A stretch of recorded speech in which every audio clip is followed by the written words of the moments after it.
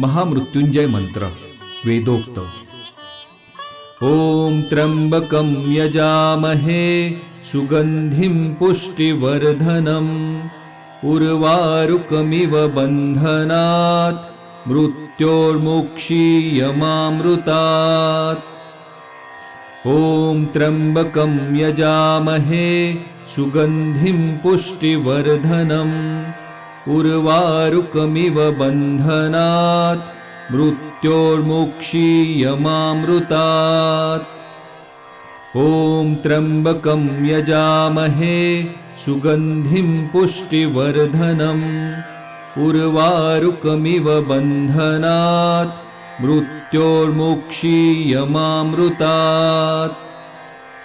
ओम त्र्यंबकं यजामहे सुगंधिं पुष्टिवर्धनम् उर्वारुकमिव बन्धनात् मृत्योर्मुक्षीयमामृतात्। ओम त्र्यंबकं यजामहे सुगंधिं पुष्टिवर्धनम् उर्वारुकमिव बन्धनात् मृत्योर्मुक्षीयमामृतात्। ओम त्र्यंबकं यजामहे सुगंधिं पुष्टिवर्धनम् उर्वारुकमिव बन्धनात् मृत्योर्मुक्षीयमामृतात्। ओम त्र्यंबकं यजामहे सुगंधिं पुष्टिवर्धनम् उर्वारुकमिव बन्धनात् मृत्योर्मुक्षीयमामृतात्। ओम त्र्यंबकं यजामहे सुगंधिं पुष्टिवर्धनम् उर्वारुकमिव बन्धनात् मृत्योर्मुक्षीयमामृतात्। ओम त्र्यंबकं यजामहे सुगंधिं पुष्टिवर्धनम् उर्वारुकमिव बन्धनात् मृत्योर्मुक्षीयमामृतात्। ओम त्र्यंबकं यजामहे सुगंधिं पुष्टिवर्धनम् उर्वारुकमिव बन्धनात् मृत्योर्मुक्षीयमामृतात्। ओम त्र्यंबकं यजामहे सुगंधिं पुष्टिवर्धनम् उर्वारुकमिव बन्धनात् मृत्योर्मुक्षीयमामृतात्। ओम त्र्यंबकं यजामहे सुगंधिं पुष्टिवर्धनम् उर्वारुकमिव बन्धनात् मृत्योर्मुक्षीयमामृतात्। ओम त्र्यंबकं यजामहे सुगंधिं पुष्टिवर्धनम् उर्वारुकमिव बन्धनात् मृत्योर्मुक्षीयमामृतात्। ओम त्र्यंबकं यजामहे सुगंधिं पुष्टिवर्धनम् उर्वारुकमिव बन्धनात् मृत्योर्मुक्षीयमामृतात्। ओम त्र्यंबकं यजामहे सुगंधिं पुष्टिवर्धनम् उर्वारुकमिव बन्धनात् मृत्योर्मुक्षीयमामृतात्। ओम त्र्यंबकं यजामहे सुगंधिं पुष्टिवर्धनम् उर्वारुकमिव बन्धनात् मृत्योर्मुक्षीयमामृतात्। ओम त्र्यंबकं यजामहे सुगंधिं पुष्टिवर्धनम् उर्वारुकमिव बन्धनात् मृत्योर्मुक्षीयमामृतात्।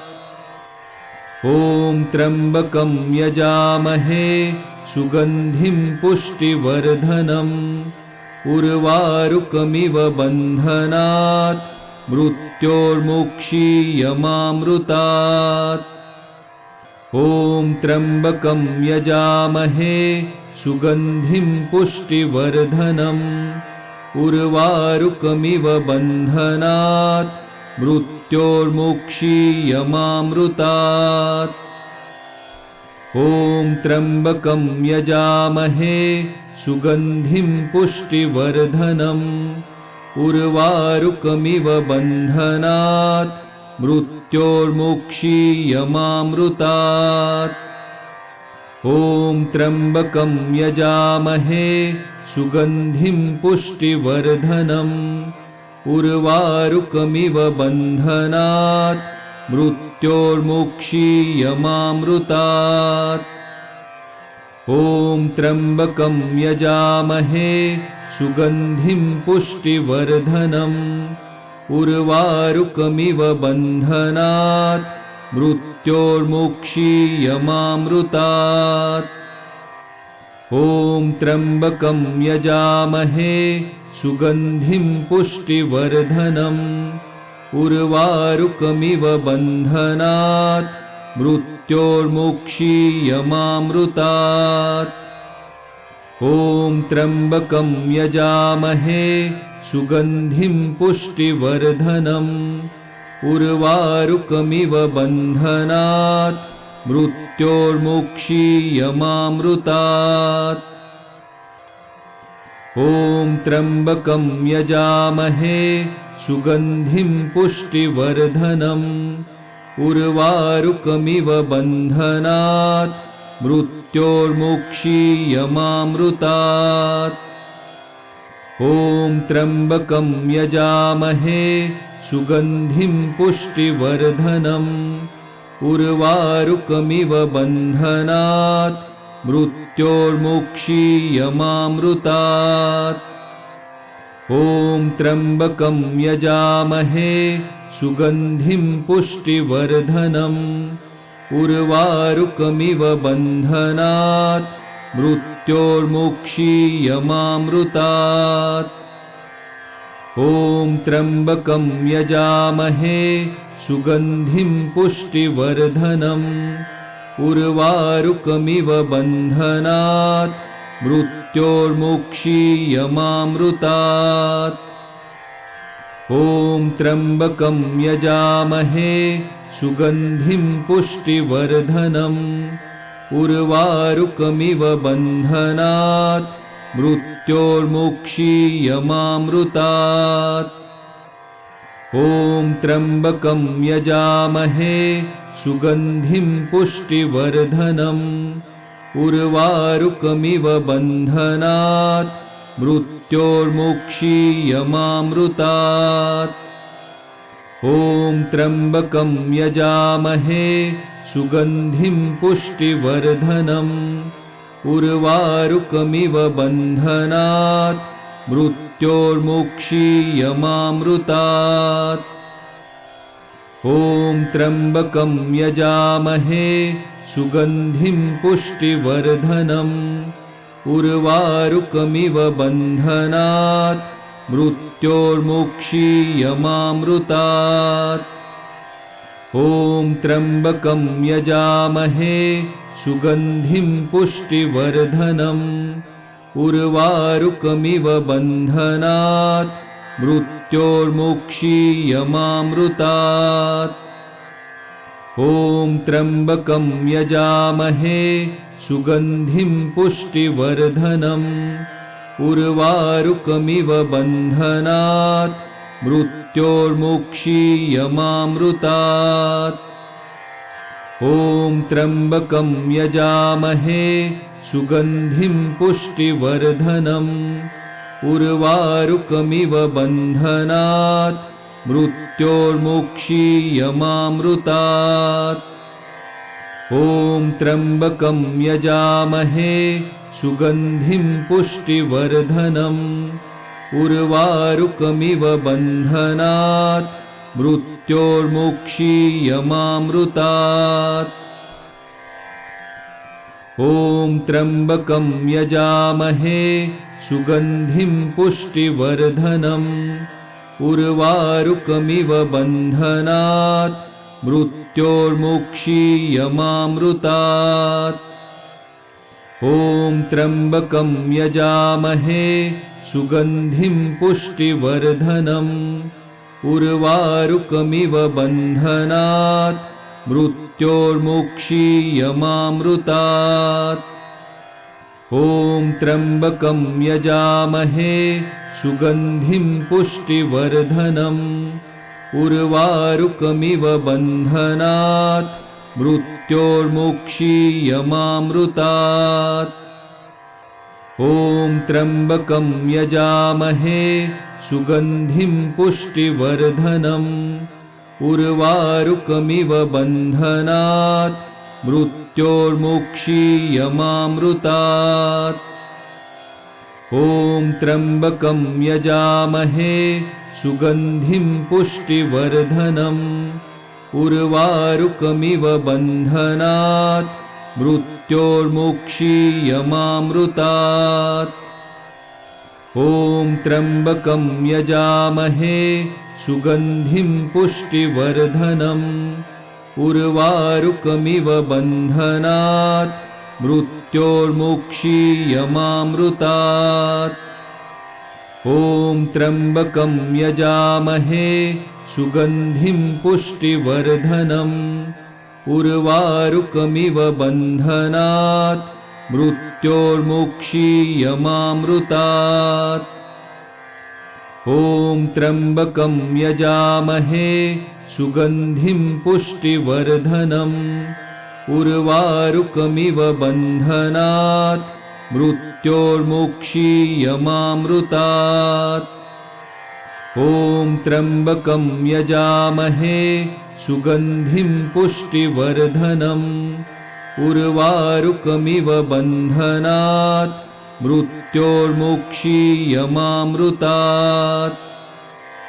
ॐ त्र्यम्बकं यजामहे सुगन्धिं पुष्टिवर्धनम् उर्वारुकमिव बन्धनात् मृत्योर्मुक्षीयमामृतात्। ॐ त्र्यम्बकं यजामहे सुगन्धिं पुष्टिवर्धनम् उर्वारुकमिव बन्धनात् मृत्योर्मुक्षीयमामृतात्। ॐ त्र्यम्बकं यजामहे सुगन्धिं पुष्टिवर्धनम् उर्वारुकमिव बन्धनात् मृत्योर्मुक्षीयमामृतात्। ॐ त्र्यम्बकं यजामहे सुगन्धिं पुष्टिवर्धनम् उर्वारुकमिव बन्धनात् मृत्योर्मुक्षीयमामृतात्। ॐ त्र्यम्बकं यजामहे सुगन्धिं पुष्टिवर्धनम् उर्वारुकमिव बन्धनात् मृत्योर्मुक्षीयमामृतात्। ॐ त्र्यम्बकं यजामहे सुगन्धिं पुष्टिवर्धनम् उर्वारुकमिव बन्धनात् मृत्योर्मुक्षीयमामृतात्। ॐ त्र्यम्बकं यजामहे सुगन्धिं पुष्टिवर्धनम् उर्वारुकमिव बन्धनात् मृत्योर्मुक्षीयमामृतात्। ॐ त्र्यम्बकं यजामहे सुगन्धिं पुष्टिवर्धनम् उर्वारुकमिव बन्धनात् मृत्योर्मुक्षीयमामृतात्। ॐ त्र्यम्बकं यजामहे सुगन्धिं पुष्टिवर्धनम् उर्वारुकमिव बन्धनात् मृत्योर्मुक्षीयमामृतात्। ॐ त्र्यम्बकं यजामहे सुगन्धिं पुष्टिवर्धनम् उर्वारुकमिव बन्धनात् मृत्योर्मुक्षीयमामृतात्। ॐ त्र्यम्बकं यजामहे सुगन्धिं पुष्टिवर्धनम् उर्वारुकमिव बन्धनात् मृत्योर्मुक्षीयमामृतात्। ॐ त्र्यम्बकं यजामहे सुगन्धिं पुष्टिवर्धनम् उर्वारुकमिव बन्धनात् मृत्योर्मुक्षीयमामृतात् ॐ त्र्यम्बकं यजामहे सुगन्धिं पुष्टिवर्धनम् उर्वारुकमिव बन्धनात् मृत्योर्मुक्षीयमामृतात् ॐ त्र्यम्बकं यजामहे सुगन्धिं पुष्टिवर्धनम् उर्वारुकमिव बन्धनात् मृत्योर्मुक्षीयमामृतात् ॐ त्र्यम्बकं यजामहे सुगन्धिं पुष्टिवर्धनम् उर्वारुकमिव बन्धनात् मृत्योर्मुक्षीयमामृतात् ॐ त्र्यम्बकं यजामहे सुगन्धिं पुष्टिवर्धनम् उर्वारुकमिव बन्धनात् मृत्योर्मुक्षीयमामृतात् ॐ त्र्यम्बकं यजामहे सुगन्धिं पुष्टिवर्धनम् उर्वारुकमिव बन्धनात् मृत्योर्मुक्षीयमामृतात् ॐ त्र्यम्बकं यजामहे सुगन्धिं पुष्टिवर्धनम् उर्वारुकमिव बन्धनात् मृत्योर्मुक्षीयमामृतात् ॐ त्र्यम्बकं यजामहे सुगन्धिं पुष्टिवर्धनम् उर्वारुकमिव बन्धनात् मृत्योर्मुक्षीयमामृतात् ॐ त्र्यम्बकं यजामहे सुगन्धिं पुष्टिवर्धनम् उर्वारुकमिव बन्धनात् मृत्योर्मुक्षीयमामृतात् ॐ त्र्यम्बकं यजामहे सुगन्धिं पुष्टिवर्धनम् उर्वारुकमिव बन्धनात् मृत्योर्मुक्षीयमामृतात् ॐ त्र्यम्बकं यजामहे सुगन्धिं पुष्टिवर्धनम् उर्वारुकमिव बन्धनात् मृत्योर्मुक्षीयमामृतात् ॐ त्र्यम्बकं यजामहे सुगन्धिं पुष्टिवर्धनम् उर्वारुकमिव बन्धनात् मृत्योर्मुक्षीयमामृतात् ॐ त्र्यम्बकं यजामहे सुगन्धिं पुष्टिवर्धनम् उर्वारुकमिव बन्धनात् मृत्योर्मुक्षीयमामृतात् ॐ त्र्यम्बकं यजामहे सुगन्धिं पुष्टिवर्धनम् उर्वारुकमिव बन्धनात् मृत्योर्मुक्षीयमामृतात् ॐ त्र्यम्बकं यजामहे सुगन्धिं पुष्टिवर्धनम् उर्वारुकमिव बन्धनात् मृत्योर्मुक्षीयमामृतात् ॐ त्र्यम्बकं यजामहे सुगन्धिं पुष्टिवर्धनम् उर्वारुकमिव बन्धनात् मृत्योर्मुक्षीयमामृतात् ॐ त्र्यम्बकं यजामहे सुगन्धिं पुष्टिवर्धनम् उर्वारुकमिव बन्धनात् मृत्योर्मुक्षीयमामृतात् ॐ त्र्यम्बकं यजामहे सुगन्धिं पुष्टिवर्धनम् उर्वारुकमिव बन्धनात् मृत्योर्मुक्षीयमामृतात् ॐ त्र्यम्बकं यजामहे सुगन्धिं पुष्टिवर्धनम् उर्वारुकमिव बन्धनात् मृत्योर्मुक्षीयमामृतात् ॐ त्र्यम्बकं यजामहे सुगन्धिं पुष्टिवर्धनम् उर्वारुकमिव बन्धनात्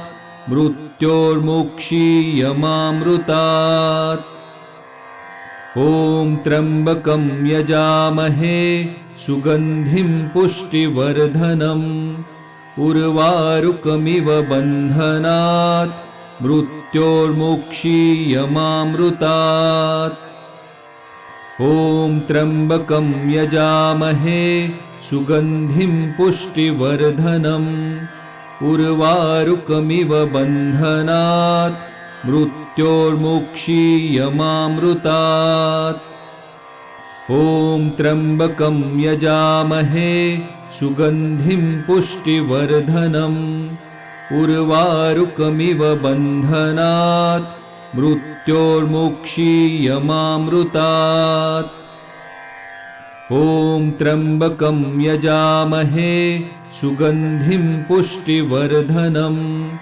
उर्वारुकमिव बन्धनात् मृत्योर्मुक्षीयमामृतात् ॐ त्र्यम्बकं यजामहे सुगन्धिं पुष्टिवर्धनम् उर्वारुकमिव बन्धनात् मृत्योर्मुक्षीयमामृतात् ॐ त्र्यम्बकं यजामहे सुगन्धिं पुष्टिवर्धनम् उर्वारुकमिव बन्धनात् मृत्योर्मुक्षीयमामृतात् ॐ त्र्यम्बकं यजामहे सुगन्धिं पुष्टिवर्धनम् उर्वारुकमिव बन्धनात् मृत्योर्मुक्षीयमामृतात् ॐ त्र्यम्बकं यजामहे सुगन्धिं पुष्टिवर्धनम् उर्वारुकमिव बन्धनात् मृत्योर्मुक्षीयमामृतात् ॐ त्र्यम्बकं यजामहे सुगन्धिं पुष्टिवर्धनम् उर्वारुकमिव बन्धनात् मृत्योर्मुक्षीयमामृतात् ॐ त्र्यम्बकं यजामहे सुगन्धिं पुष्टिवर्धनम् उर्वारुकमिव बन्धनात् मृत्योर्मुक्षीयमामृतात् ॐ त्र्यम्बकं यजामहे सुगन्धिं पुष्टिवर्धनम् उर्वारुकमिव बन्धनात् मृत्योर्मुक्षीयमामृतात् ॐ त्र्यम्बकं यजामहे सुगन्धिं पुष्टिवर्धनम् उर्वारुकमिव बन्धनात् मृत्योर्मुक्षीयमामृतात् ॐ त्र्यम्बकं यजामहे सुगन्धिं पुष्टिवर्धनम् उर्वारुकमिव बन्धनात् मृत्योर्मुक्षीयमामृतात् ॐ त्र्यम्बकं यजामहे सुगन्धिं पुष्टिवर्धनम् उर्वारुकमिव बन्धनात् मृत्योर्मुक्षीयमामृतात् ॐ त्र्यम्बकं यजामहे सुगन्धिं पुष्टिवर्धनम् उर्वारुकमिव बन्धनात् मृत्योर्मुक्षीयमामृतात् ॐ त्र्यम्बकं यजामहे सुगन्धिं पुष्टिवर्धनम् उर्वारुकमिव बन्धनात् मृत्योर्मुक्षीयमामृतात् ॐ त्र्यम्बकं यजामहे सुगन्धिं पुष्टिवर्धनम् उर्वारुकमिव बन्धनात् मृत्योर्मुक्षीयमामृतात् ॐ त्र्यम्बकं यजामहे सुगन्धिं पुष्टिवर्धनम् उर्वारुकमिव बन्धनात् मृत्योर्मुक्षीयमामृतात् ॐ त्र्यम्बकं यजामहे सुगन्धिं पुष्टिवर्धनम् उर्वारुकमिव बन्धनात् मृत्योर्मुक्षीयमामृतात् ॐ त्र्यम्बकं यजामहे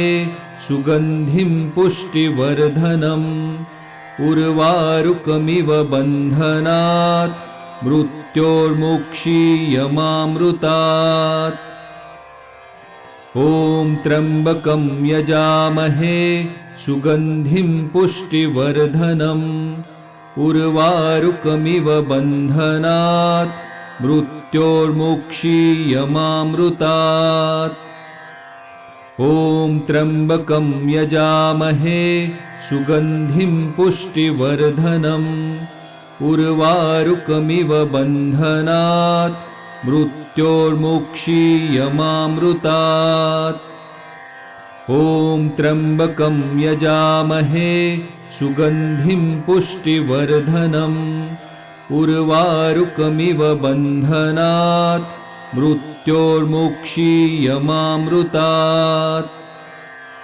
ॐ त्र्यम्बकं यजामहे सुगन्धिं पुष्टिवर्धनम् उर्वारुकमिव बन्धनात् मृत्योर्मुक्षीयमामृतात् ॐ त्र्यम्बकं यजामहे सुगन्धिं पुष्टिवर्धनम् उर्वारुकमिव बन्धनात् मृत्योर्मुक्षीयमामृतात् ॐ त्र्यम्बकं यजामहे सुगन्धिं पुष्टिवर्धनम् उर्वारुकमिव बन्धनात् मृत्योर्मुक्षीयमामृतात् ॐ त्र्यम्बकं यजामहे सुगन्धिं पुष्टिवर्धनम् उर्वारुकमिव बन्धनात्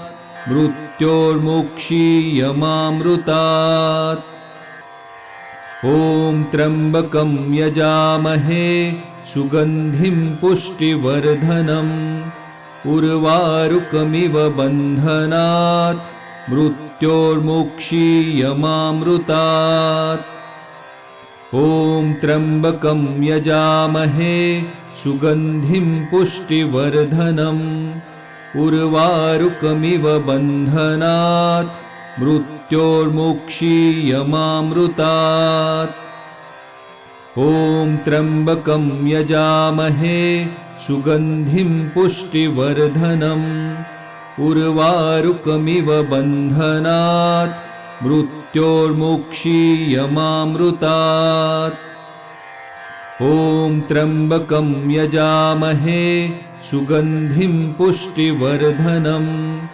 उर्वारुकमिव बन्धनात् मृत्योर्मुक्षीयमामृतात् ॐ त्र्यम्बकं यजामहे सुगन्धिं पुष्टिवर्धनम् उर्वारुकमिव बन्धनात् मृत्योर्मुक्षीयमामृतात् महामृत्युंजय जपानंतर पुढील प्रार्थना एकदा म्हणावी किंवा ऐकावी. गुह्यातिगुह्यगोप्ता त्वं गृहाणास्मकृतं जपम् गुह्यातिगुह्यगोप्त्वा त्वं गृहाणास्मकृतं जपम् सिद्धिर्भुवतु मे देव त्वत्प्रसादान्महेश्वर मृत्युंजय महारुद्र त्राहि मां शरणागतं जन्म मृत्युर्जरा रोगे पीडितं कर्मबन्धनै